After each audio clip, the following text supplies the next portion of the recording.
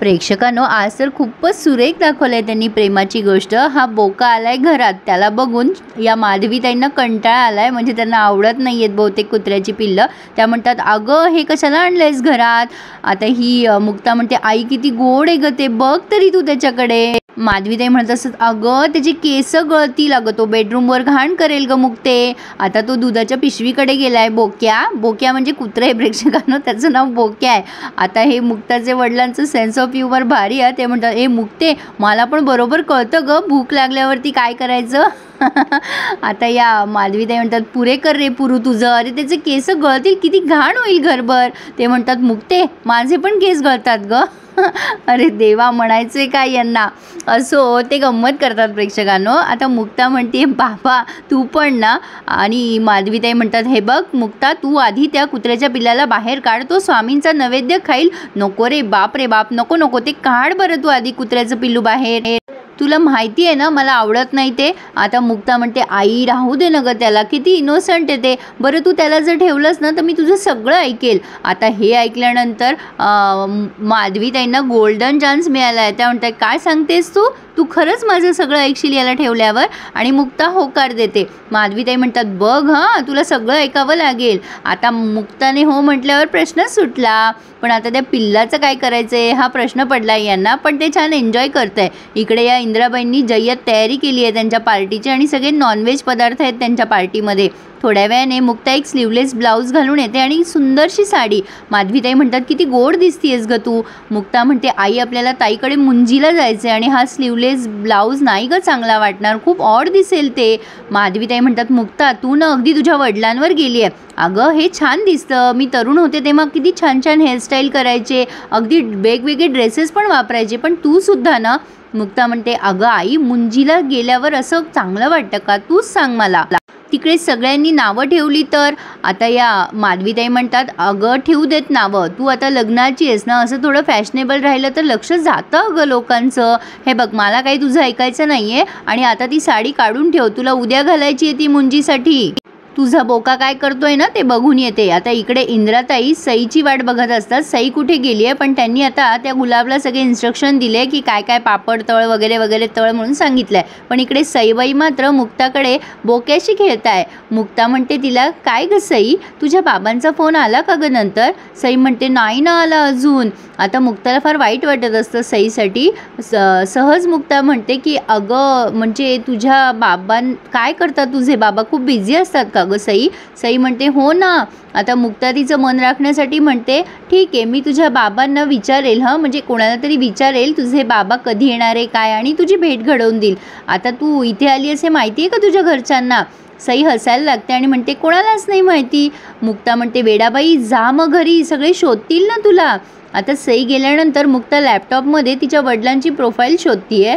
तेवढ्यात गुलाब आली आहे मुक्ताकडे पुन्हा एकदा, आणि तिच्या वडिलांना चाबी मागतीये सोसायटीच्या हॉलची।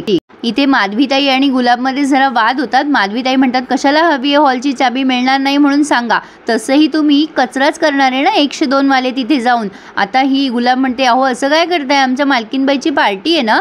आता मुक्ताचे वडील म्हणतात, माधवी असं करता येणार नाही, तो काय आपल्या मालकीचा नाही आहे हॉल, आपल्याला त्यांना चाबी द्यावी लागेल। पण माधवीताई काही त्यांचं ऐकायला तयार नाही आहे। त्या म्हणतात, त्यांना जे काही पार्टी करायची ना त्यांच्या घरात करावी म्हणा, तिथे घाण करायची गरज नाही आहे, तसंही ते तिथे जाऊन कचराच करणार आहेत। आता सहज त्या डोकावतात मुक्ताच्या खोलीमध्ये, तर मुक्ता कसली तरी वेबसाईट चेक करते असं त्या लांबून बघतात, आणि त्यांना फार आनंद होतो। त्यांचा गैरसमज होतो की मुक्ता वधूवर सूचक मंडळाच्या काय म्हणतात ते मुलांच्या याद्या बघतीये, म्हणून त्या चाबी देऊन टाकतात त्या गुलाबला। गुलाब म्हणते, काय हो साहेब, चाबी बनवायला गेले की काय, अजून किती उशीर? आता माधवीताई म्हणतात, मला ना मुक्ता त्या वेबसाईट बघते म्हणून आनंद झाला, त्यामुळे मी चाबी देते तुम्हाला, मला द्यायची म्हणून नाही देते। आता हे मुक्ताचे वडील म्हणतात, पण माधवी तुझं वागणं बरोबर नाही आहे। माधवीताई खूप खुश होता, फायनली मुक्ताने लग्नाचं मनावर घेतलं। आता गुलाबला चाबी दिली आहे मुक्ताच्या वडिलांनी, गुलाब ती चाबी घेऊन जाते, पण थँक्यू म्हणते जाताना। आता या माधवीताईंमध्ये जरा जास्तीच अमूलाग्र बदल घडला आहे। त्या आता पटकन त्या पप्पीला उचलतात आणि म्हणतात, मुक्ते अगं मी याला बाहेर फिरवून आणते, हां किती गोड आहे ग हे। मुक्ताला नवलच वाटतंय, अचानक आपल्या आईला काय झालंय। ती म्हणते आई तू बरी आहेस ना, तू ह्याला बाहेर फिरायला नेणार आहेस? आता माधवीताई म्हणतात हो म्हणजे काय अगं, किती गोड आहे ते, आणि तू कर हं, तुझे काय काम करतेस ते, मी याला फिरवून आणते छान. मुक्ता आता सागरचं प्रोफाईल चेक करत असते, फोटो अजून डाउनलोड झालेला नाही आहे. आता माधवीताई त्या बोक्याला घेऊन गेल्यात बाहेर, आणि इकडे इंद्राताईची पार्टी जबरदस्त रंगात आलेली असते. इंद्राताईसुद्धा भारी नाचत गात असतात, त्या पण रंगात आलेल्या असतात. आणि नेमकं होतं असं, माधवीताई बोक्याला फिरवून आणतात सोसायटीमध्ये पुन्हा. आता त्यांच्या घरात जाणार तेवढ्यात हा बोक्या त्यांच्या हातातनं खाली सुटतो आणि त्या सोसायटीच्या हॉलकडे धाव घेतो, आणि तिथे जाऊन त्याने ती अख्खी पार्टी स्पॉईल केली आहे म्हणजे ते सगळं अन्न पाण्यावर त्याने ताव मारला आहे. माधवीताई त्याला शोधत शोधत तिथे येतात, पण तोपर्यंत बोक्याने कहर केलेला असतो. आता इंद्राताई हे बघतात आणि खूप चिडतात आणि वाटेल ते बोलत सुटतात माधवीताईंना, या 102 वालीने मुद्दाम इथे कुत्रा आणलाय. माधवीताई म्हणतात काय बोलणं आहे हे तुमचं असं, अहो जसे तुमचे इतर पाहुणे आले तसा माझा कुत्रा आला तर एवढं काय बिघडलं त्यात? इंद्राताई म्हणतात बिघडलं काही नाही, पण तुला जाणून बुजून माझी पार्टी खराब करायची होती आणि कुत्र्यांना पार्टी द्यायची ना ती मी वेगळी दिल मागहून, मग घेऊन ये तुझं कुत्रं. माधवीताई म्हणतात हे बघा तुमच्या तोंडाला लगाम ठेवा, वाटेल ते बोलू नका, आणि हा सोसायटीचा हॉल काही तुमच्या मालकीचा नाही आहे, एकतर इथे वाटेल तशी घाण करणार आहात तुम्ही, मी ना तुमची कंप्लेंटच करणार आहे बाबा आता. इंद्राताई म्हणतात कर न कर, तुला दुसरं येतं काय? या दोघींमध्ये चांगलीच खडाजंगी रंगली आहे प्रेक्षकांनो. यांचा दोघींचा आवाज एवढा वाढलेला असतो की मुक्ताला तिच्या खोलीत ऐकू येतो, आणि मुक्ता लॅपटॉप सोडून तशीच पळाली आहे. मुक्ता त्या पार्टीमध्ये पोहोचते आणि तिचे वडीलही आता ह्या इंद्राताई जरा जास्तीच बोलून जातात, रॅदर यांच्या वर्मावर घाव घालतात असं म्हणायला हरकत नाही आहे.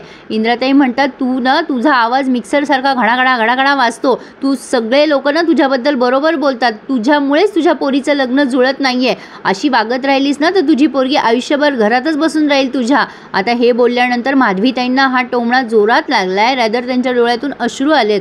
त्या खूप बोलतात इंद्राताईंना, त्या म्हणतात तुमची हिंमत कशी झाली माझ्या मुक्ताबद्दल बोलायची, काय अधिकार आहे तुम्हाला हे बोलायचा? मुक्ता त्यांना समजवते आणि म्हणते आई तू आधी चल इथून, आणि तिला घरी आणते. पण माधवीताई मात्र चांगल्याच हर्ट झाल्यात, त्या आता रडायला लागतात. त्यांचे मिस्टर समजवतात अगं तू कशाला लक्ष देतेस त्या बाईच्या बोलण्याकडे, तिची सवयच आहे ना फटकळ बोलायची, तू नको रडूस, हे बघ तू थोडीच काही केलं आहेस या सगळ्या ह्याच्यात. आता माधवीताई म्हणतात तुझं सगळं बरोबर आहे रे पुरू, पण अशा गोष्टीनं वर्मी लागतात रे, काळजामध्ये धस्स होतं, कुठे ना कुठे असं वाटतं ना की मीही जबाबदार असेल याला.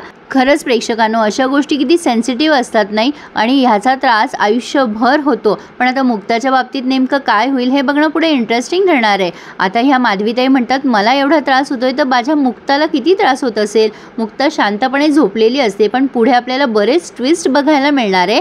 आता ह्या म्हणजे मुक्ता तिच्या बहिणीच्या घरी जाते मुंजीला, तिथे त्या बहिणीची सासू हिला हिणवते की तुमची मुलगी कधीच आई होऊ शकत नाही, माझा कैवल्य तर बाप होऊ शकतो ना, कदाचित मुक्ताचं हे मागचं मोडलेलं लग्न आहे असं दिसतंय. पण आता अचानक तिथे माधवीताईंना काय होतं माहीत नाही, त्या म्हणतात माझ्या मुक्ताकडे पर्याय आहे, सागरबद्दल सांग मुक्ता. आता कोण सागर, कसला सागर हे मुक्तालाच अजून कळलं नाही आहे. इथे आता सईला भेटायला तिचा बाबा आलाय म्हणजे तो सागर, आणि अचानक सईच्या गालावरचा तीळ तो बघतो आणि सईला दूर लोटतो. तो जवळ जात असतो सईच्या, पण अचानक त्याला काय होतं माहीत नाही, कदाचित त्याच्या बायकोच्या गालावर पण तीळ असावा असा माझा अंदाज आहे. आता पुढे आपण पाहणार आहोत की सईला अशा अवस्थेत बघून मुक्ताला फार वाईट वाटत असतं.